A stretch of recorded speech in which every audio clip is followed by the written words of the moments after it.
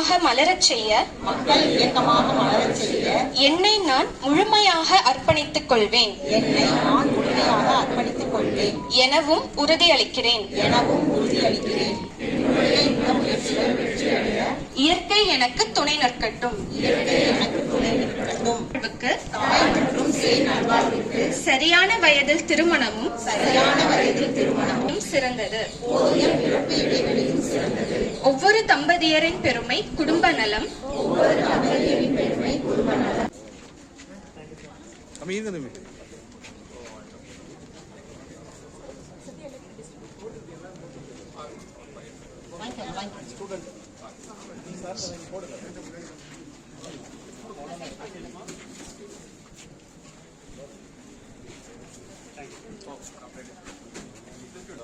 Aishwarya foundation நிறுவனர் பேரணியில் கலந்து கொள்ளும். இப்பொழுது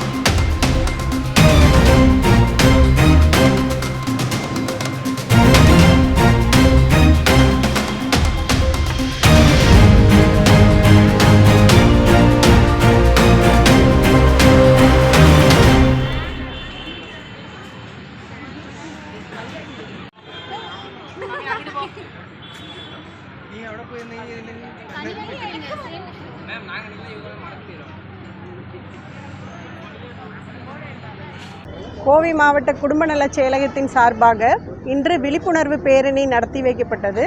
இதை மதிப்பிற்குரிய மாவட்ட ஆட்சித்தலைவர் அவர்கள் துவக்கி வைத்தார். இந்த பேரணியில் ஐஸ்வர்யா ஃபவுண்டேஷன் டாக்டர் பரமேஸ்வரன் அவர்கள் சார்பாக விழிப்புணர்வு கேப் மற்றும் ரெஃப்ரெஷ்மெண்ட் ஃபார் ரேலி ஸ்டூடெண்ட்ஸ் வழங்கப்பட்டது. பிஎஸ்ஜி ஹாஸ்பிட்டல் சார்பாக மஞ்சப்பை வெளியிடப்பட்டது. ராயல் கேர் ஹாஸ்பிட்டல் சார்பாக ஐஇசி கையேடுகள் வெளியிடப்பட்டது. மேடம் எவ்வளோ ஸ்டூடெண்ட்ஸ் இந்த மாதிரி 150 ஸ்டூடெண்ட்ஸ் பார்ட்டிசிபேட் பண்ணாங்க. Lakshmi college of nursing, KMCH college of nursing, Ramakrishna college of nursing மற்றும் சிஎஸ்ஐயில் வந்தடைந்தது. ப்ரெசன்டேஷன் கான்வென்ட் ஸ்டூடெண்ட்ஸ் குடும்ப நல முறைகள். இப்போ கவர்மெண்ட்டோட தீம் பார்த்திங்கன்னா முக்கியமாக 3 தீம் சொல்லியிருக்காங்க. முக்கியமாக 3 விஷயம் சொல்லியிருக்காங்க. ஒன்று ஒரு குழந்தைக்கும் அடுத்த குழந்தைக்கும் நடுவில் 3 வருட இடைவெளி, முதல் குழந்தை 20 வயசுக்கு அப்புறம் தான் ஃபஸ்ட்டு ப்ரெக்னென்சி இருக்கணுங்கிறது. அதே மாதிரி ஒரு அபார்ஷனுக்கு அப்புறமா 6 மாதமாச்சு குறைஞ்சபட்ச இடைவெளி வேணுங்கிறது தான் கவர்மெண்ட்டோட தீம். இப்போ குழந்தைங்க எவ்வளோ குழந்தைங்க இது பண்ணியிருக்காங்க டெலிவரி பண்ணியிருக்காங்க? நம்மளது வருஷத்துக்கு 42,000 டெலிவரி ஆகுது. ப்ரைவேட் அண்ட் கவர்மெண்ட் சேர்த்து 42,000 டெலிவரி ஆகுது. அப்ராக்சிமேட்டாக 12,000 குடும்ப கட்டுப்பாடு அறுவை சிகிச்சைகள் நடைபெறுகின்றன. அதேமாதிரி ஆண்களுக்கான குடும்ப நல அறுவை சிகிச்சை பார்த்திங்கன்னா போன வருஷத்துக்கு 33 நடைபெற்றிருக்கு. இப்போ இந்த 2 மாதத்துக்கு ஒரு 7 கேஸ் நடைபெற்றிருக்கு. என்ன மேடம், நாம் இருவர் நமக்கு இருவர். ஆனால் இப்போ அதுக்கு மேலேயும் குழந்தைகள்லாம் கிடைக்கிறீங்களா மேடம்? அதுக்கான போதிய விழிப்புணர்வு கொடுக்கணும். நம்ம அதுக்காக தான் இந்த உலக மக்கள் தொகை தின நாளை நம்ம அனுசரித்து அதிகமான விழிப்புணர்வு ஸ்டூடெண்ட்ஸ் மூலமாக. இப்போ ஸ்டூடெண்ட்ஸ் பார்த்திங்கன்னா நிறைய கோஷங்கள் எழுப்பி பேனர்ஸு ப்ளக்கார்ட்ஸ் எல்லாம் பிடிச்சிட்டு பப்ளிக்கு அவேர்னஸ் கொடுத்துருக்காங்க. இது மாதிரி மேலும் பல அவேர்னஸ் ப்ரோக்ராம்ஸ் நடந்ததுன்னா நம்மளும் காலேஜஸில் எல்லா இடத்துலையும் விழிப்புணர்வு ஏற்படுத்திட்டு வரோம். பொதுமக்களும் இதில் கலந்து கொண்டு அவங்களும் பயன்பெறணும். அனைவருக்கும் வணக்கம். இன்று உலக மக்கள் தொகை தினம். மிக அருமையாக நமது தமிழ்நாடு அரசு கோவை மாவட்டத்தில் வந்து பார்த்திங்கன்னா இந்த ஃபேமிலி வெல்ஃபேர் டிபார்ட்மெண்ட் வந்து மிக அருமையாக இன்று ரேலியை செய்துள்ளார்கள். இதில் பார்த்திங்கன்னா நம்மளுடைய மாவட்ட கலெக்டர் திரு கிராந்திகுமார் அவர்கள் வந்து தொடங்கி வைத்து இந்த ரேலி ரொம்ப நல்லா முடிஞ்சுது. இதற்கு வந்து எங்களுடைய ஸ்ரீ ஐஸ்வர்யா ஃபவுண்டேஷன் சார்பில் முழுமையான ஒத்துழைப்பு கொடுத்தோம். இதற்கான வாய்ப்பு கொடுத்ததுக்கு ரொம்ப நன்றி. கண்டிப்பாக இந்த மக்கள் தொகை கட்டுப்பாடுக்குள்ளே வரணுங்கிறதுக்காக மேம் வந்து அருமையாக என்னென்ன விஷயங்கள் செய்யணுமோ செய்து கொண்டிருக்கின்றார்கள். இதுக்காக எங்களுடைய ஸ்ரீ ஐஸ்வர்யா ஃபவுண்டேஷன் நிறுவனம் வந்து நாங்கள் கண்டிப்பாக ஒத்துழைப்பு பார்த்திங்கன்னா நம்ம ஸ்ரீ ஐஸ்வர்யா ஃபவுண்டேஷன் சார்பில் நம்ம வந்து கேப் கொடுத்துருக்கோம், ரெஃப்ரெஷ்மெண்ட் கொடுத்துருக்குறோம்.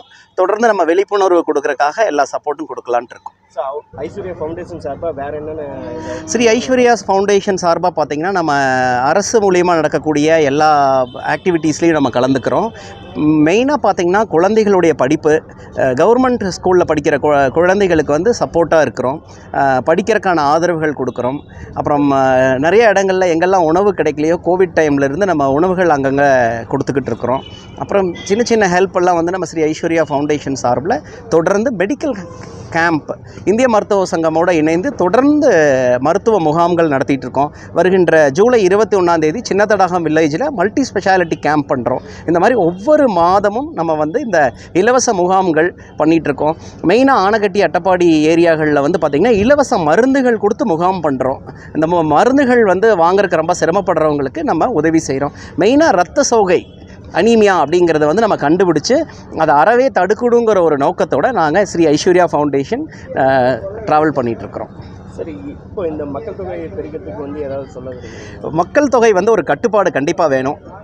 நாம் இருவர் நமக்கு இருவருங்கிற இந்த திட்டத்தை வந்து ஒவ்வொருவரும் ஃபாலோ பண்ணணும். கண்டிப்பாக 2 சில்ட்ரன்ஸ்க்கு மேலே போகும்பொழுது மக்கள் தொகை அதிகமாகும். அதனால் வந்து நமக்கு ரொம்ப சிரமங்கள் ஏற்படும். குழந்தைகளை நல்ல முறையில் வளர்க்க முடியாது, படிக்க வைக்க முடியாது. ஸோ இந்த இது வந்து கரெக்டாக நம்ம ஃபாலோ பண்ணால் எல்லாமே நல்லாயிருக்கும். இப்போ வெளிநாடுகளில் பார்த்தீங்கன்னா அரெஸ்ட் அப்படின்ற மாதிரியே வந்து சட்டங்கள் இல்லை, அதனாலேயே வந்து கேஷில் இருக்காங்க. ஆமாம், அதுதான் ஒரு காரணம்னு சொல்லலாம். இந்தியாவில் பார்த்திங்கன்னா அந்த மாதிரி ஒரு கட்டுப்பாடு மட்டும்தான், விழிப்புணர்வு மட்டும்தான் நம்ம கொடுக்குறோம். ஆனால் அந்த மாதிரி ஒரு அரெஸ்ட்டு அந்த மாதிரி இதெல்லாம் நம்ம இந்தியாவில் கொடுக்கறதில்ல. மிக எளிமையான முறையில் விழிப்புணர்வு கொடுத்து இந்த கட்டுப்பாடு, ஜனத்தொகை கட்டுப்பாடை நம்ம ஃபாலோ பண்ணிகிட்ருக்கோம். ஆனால் இப்போ வரைக்கும் அந்த வேர்ல்டு லெவலில் இப்போ வந்து இன்க்ரீஸ் ஆகிட்டு தான் சார். இன்க்ரீஸ்ட் ஆகி தான், கண்டிப்பாக இன்க்ரீஸில் தான் இருக்குது. பட் அதை கட்டுப்பாடுக்கு கொண்டு வரக்காக தான் கவர்மெண்ட் வந்து இந்த மாதிரி விழிப்புணர்வுகளை தொடர்ந்து கொடுத்துக்கிட்டு இருக்காங்க. ஒவ்வொரு ஆண்டும் கொடுத்துட்ருக்காங்க. வாய்ப்புக்கு நன்றி.